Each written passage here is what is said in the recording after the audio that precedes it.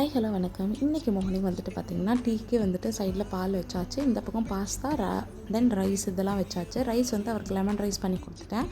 Back பண்ண videos காட்ட முடியல.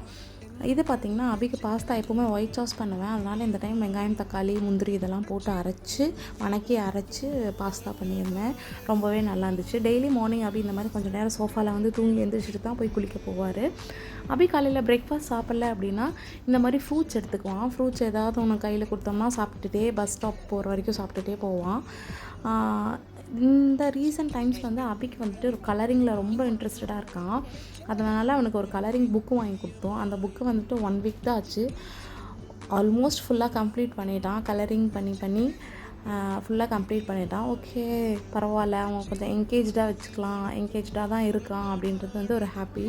அவன் இந்த சம்மர் கேம்பில் வந்துட்டு அவனை வந்துட்டு ட்ராயிங் கிளாஸ் அனுப்பலான் இருக்கேன். அவ்வளோதான். தேங்க்யூ, பாய்.